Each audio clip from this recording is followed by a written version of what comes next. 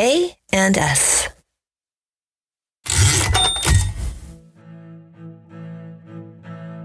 Hey, Anders. I am sweating from my armpits right now because I'm about to get interviewed by producer Tim. I wrote a book. I did a thing, and it's part of the biggest anding of my life.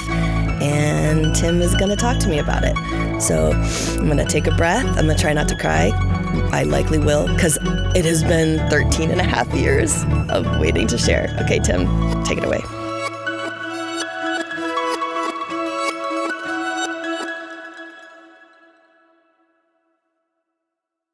Well, so you are publishing a book. I am publishing a book. Oh my gosh. I think we're going to make this little episode about insecurity because you and I both feel this. So you're publishing a book, and the book is called Music for Leaving. Music for Leaving. Music for Leaving. It's beautiful. I've had the opportunity to read it and edit it. Thank you, Tim. And it is... And it would not be the book it is without you, so thank you. Well, hey. I had a lot to work with because it was super good. But remember when I wrote you that email? Remember when I wrote you that email and I was like, hi, Tim. Yeah, that's actually what my introductory speech is going to be about. Okay, I'll let you say it. That version of Erika is one that's unfamiliar to me. That I got this really meek and 100% insecure and scared note to me, Tim Grassley, who...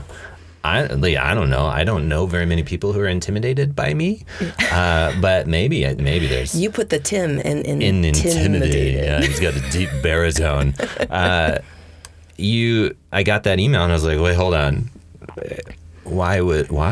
Did you think it was going to suck? No, I didn't think I have an MFA and I've read really bad literature and I've read really good literature, and you treat each manuscript the same with an editor's eye. You're just trying to get the most out of it.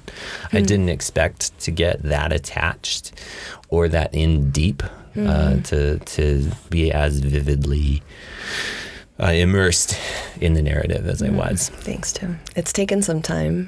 Yeah. Tell me about tell our listeners about the story. I came to you in that really super raw, naked, because I had submitted the book for years. I mean, Meg has probably tracked 150 rejections over years. It's been now, I think, almost 14 years that I started it. And I started it out of necessity. So when I started writing it, I had to write it. My dad had just died. I had an aunt who was really sick, who becomes really a huge mentor on the journey of the work.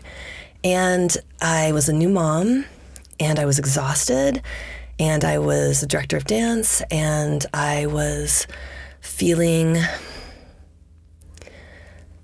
a journey that I needed.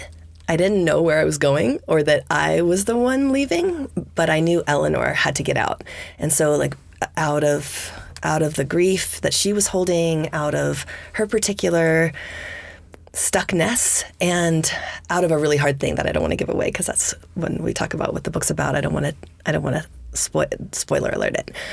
But I had to write the book, and so I started writing it, and then I got attached to Eleanor, and then she just started driving me, and then I would wake up before the baby and I would write, and I would have a commitment to write 1,000 words. And sometimes it would be 1,000 words, sometimes it'd be more. The chapters are usually pretty short. But I just was listening. I wasn't writing. I was like the court stenographer of this human who I was spending time with, Eleanor. And then the objects she came in contact with also were haunting me. And I'm someone who always anthropomorphizes everything. And so it was so much fun to write the voices of a cocktail straw and an engagement ring, a carousel horse, a feather. Anyway, so I just started listening to the story and writing it down. Anyway, 13 and a half years later, so much rejection, one almost. In all of those pitches, my now beloved Megan became my girl Friday trying to get the book out. She wasn't someone who actually loved fiction, but she fell in love with Eleanor. And she's like, we got to submit this. So I just queried and queried and queried and then put it aside. And so when I came to you with it, it was like a lost dream, maybe. And, there she goes. She gets a little teary. And so I felt like, okay, I just need someone. I know the book is there, but it needs to get better. And I just kept cutting everything, and I don't want to cut the whole book. I need someone with a deft hand who understood like what the book could be outside of my own experience. So you and I connected pretty quickly about voice, and I felt you understood mine, and I thought, oh, maybe. And so then I was like, at probably 6 a.m, dear Tim, maybe. Sample chapter. And then I sent you what amounts to what I had been sending agents for years. And you said, sure, I'll try. And then you read it, and then you did the thing, oh my God, that's the Tim, like when he kind of likes a thing. Like, Erika, you kind of have a thing. So anyway, it was a huge gift. And then it resuscitated me and Eleanor. And Eleanor was like, yeah, she was like, fuck yeah, from the wings, because she wants to have a life outside of my own brain. And we were doing this like on private time just so we don't get arrested. This wasn't what we did in place of working hard. We worked super hard. There's just a few other things that we did. Yeah, like there's a few other things like we did, and a brand for the university's right. Arts and Science. Yeah. Yeah. But so it was a year and a half. And then I said, oh, okay, well, let's try to. Then you were like, okay, maybe submit a few more times. So I got a few more rejections, rewrote the query, a few more rejections. It's hard out there for a book. Yeah. Which didn't help my imposter syndrome or my insecurity. So we were making the book better, but I still wasn't getting the thing that I thought you had to get a book into the hands of people. And all my life, I had been a writer. I mean, you know, from the beginning of when you could write, I wrote Erika, when she grows up, wants to be a writer and a dancer, and her favorite color is blue, and all those things are true. And so it's funny how much I've held insecurity around it, because there are boxes of journals. There are, I mean, I guess I thought I was a journal writer and a letter writer. Because I respect writers and I love them. Like, oh my God, when I fall in love with a writer, all I want to do is just like, I have an altar for each of them. And I can't imagine the solitude and the focus and the time that it takes to be a published and respected author. It's so intense. And so I don't want to pretend, because I know what it takes to do that work as a dancer, and I've done that. But I've also spent more hours writing than I spent dancing, and have for years. So the math says I'm a writer. The math does, and the outcome does too. I think the thing to keep in mind is, in that question is an assumption of a certain amount of arrival. Yeah. But likely there would always be a little bit more. There's always another. What is the President of the United States guy said? There's always another door. I went through the door, and I dreamed that that was the door that everybody said I needed to get through. I went through that door, and all I saw was another door. Yeah. And then he became Casper I Baby knew Pants. that there were doors, an infinite number of doors beyond that. If there's HarperCollins that publishes your book, and you say to the same person, "Oh, HarperCollins is publishing it," they'll say, "Yeah, I love the Oxford Press." Right. Or there's another door. There's another door. Yeah. So give us a brief overview, like the quick synopsis of what the book is. Okay. So this is a Thelma and Louise for one woman road trip across the country, where she is leaving a life at age 61 and venturing into a new beginning. And along the way, her story is told in flashback, reflection, through the secrets that people charge her to hold and the objects she comes in contact with. And it's kind of a road trip of redemption, and a way for her to learn that every exit is an entrance into something new. And it's kind of magical realism, dark comedy, and apparently it's a tearjerker, so you got to have a hanky. How'd I do? I think that was good. Okay. The two things that struck me about the book, one is I think you wrote it almost as though you were writing a filled out screenplay. Yeah. So you can I write everything as a movie. You can vividly see the movie, despite it being really great. I can't wait till we write that screenplay. Narrative, right? It'll be fun, but it's vivid. I also thought the degree to which you can get attached to this particular character and fall in love with them is what makes it compelling as well. I love these characters, and it really was just me describing what they were up to. Like, I'm watching the movie and I'm putting it down, and I don't know how to do it any other way. So it's not to try to be so wordy, but more, I'm like rubbing my fingers, like in the texture of the scene. Right. And the light, the color, the moment. Yeah, that's what gets me excited when I'm writing and drives me into my imagination. And whenever anyone asks, like in yoga and you're supposed to be in a meditative state, like, what's the thing you're most grateful for? It's my imagination. I love it in there. We'd love for you to read it. Okay. I pulled up a chapter for you. Okay. Because it's my favorite chapter. Okay, it's what do you want me to called Burial at Sea. Okay, I'm going to get you water. And the moment is that Eleanor is kind of, you're still in the first third of Elle's road trip. Yeah. So she hasn't really left that long ago. Yeah. And she ventures out to Interlaken. Yeah, Interlaken, Michigan. Decides to swim out into this frigid cold lake in order to have a burial at sea and a rebirth. Yeah. This is the lake that my ashes are going to go into in real life. This is where my heart home is, at Interlaken. I went to high school there. I went to summer camp there, and I taught there for years.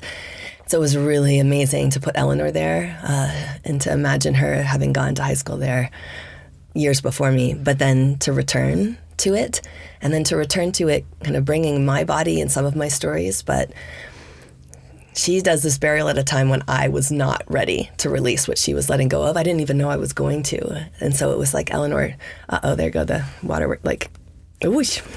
Eleanor taught me how to let go. Burial at sea. It was pitch black by the time Eleanor reached her truck. She opened the passenger side door and grabbed the box she had rescued from her mother's house only 12 hours earlier. It seemed a strange and foreign thing holding it now. This morning, a lifetime ago. Elle knew what she had to do, and she knew she had to do it fast before she lost her nerve. 5 minutes after trail hiking got Eleanor out of the state park and back to 31. She crossed the sleeping highway and headed into main camp. After so many years away, it was nice to see the campus first by lamplight. She could take the waves of nostalgia better in the dark. Walking around Interlaken after hours always thrilled her and made her feel deliciously like she was breaking the rules. Retracing her past, Elle sneaked behind her old dorm and followed the same route she and Lee had taken down to the beach 40 years before. Eleanor wandered up to the edge of the softly lapping lake. With the box tucked under her one arm, she kicked off her tennis shoes and stepped bravely into the icy water. Fortunately, the night was warm for early June, and before she knew it, she was drawn thigh-deep into Lake Wabakaneta. There was no moon, and soon Eleanor lost track of up and down, the distinction between the blackness of water and air. With the stars bouncing off the surface, Elle imagined that she was wading through the night sky. Body numb and buzz gone, Elle floated the wooden box out in front of her to examine its contents for the last time. The letters, the teeth, the ribbon, the Polaroid, the stone, the petals, the key. Only one thing was missing. Fingers shrunken from the cold, her engagement ring slid off easily. She placed it inside its own velvet compartment and whispered the same vow to herself that she had uttered to Walter 35 years ago. I will. Of all the things in the box she had recovered from her mother's house, it was the small brass key that Eleanor was having the hardest time parting with. Hoping that this talisman could unlock something new in her once again, Elle snatched it from its spot and thrust it deep into her pocket. Lid closed and latched, Elle dove into the dark and kicked as fast as she could. It was hard swimming without her arms to help her, but after 2 long sprints, she had to believe she had gone far enough. Down she plunged, one last time toward the bottom of the murky lake. The box, heavier and heavier as it flooded, soon surrendered to the inevitability of its own gravity. Elle could feel the pull and released it, rushing back up to the surface for air. Weightless, Eleanor floated for a moment on her back. She remembered the night she first went skinny dipping. It was in another Michigan lake, the one by her grandparents' cabin, but it smelled and tasted exactly like this one. She recalled the moment of liberty as she peeled off the bottoms of her bikini, slipped out of the halter of her top. How thick the water felt against her skin, how it swirled around her privates, and how dangerous it all seemed at the time. To be caught, the thrill of the possibility of it. That's how Elle felt now. She was both free and caught by the universe, both caught and held. This night was a burial and a baptism, a wake and a wedding. Smiling up at the heavens, Eleanor backstroked effortlessly to the shore. Within minutes, she was shivering onto the land, cursing her welling teenage romanticism and her lack of foresight. Why hadn't she grabbed a towel? Sloshing up the concrete staircase by the sundecker, Elle felt the relief of the small key in her pocket. At its touch, her body warmed from the inside out.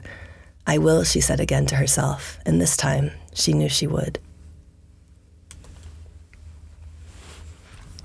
So the next chapter is the diamond talks, and man, whew. Yeah, that one's even better. It's even better. It just gets better. I think for everybody out there who would like to buy this book, which I hope is everyone, we will put a link in our show notes to the Ingram Spark store, but I think we're also planning to have it on several other distributors like Amazon and Barnes & Noble, and then even local bookshops. So look for those links in the episode. But otherwise, anything else that we should tell people? I really hope that people get in the truck with Elle and enjoy the journey, and maybe think about what your exit song may be.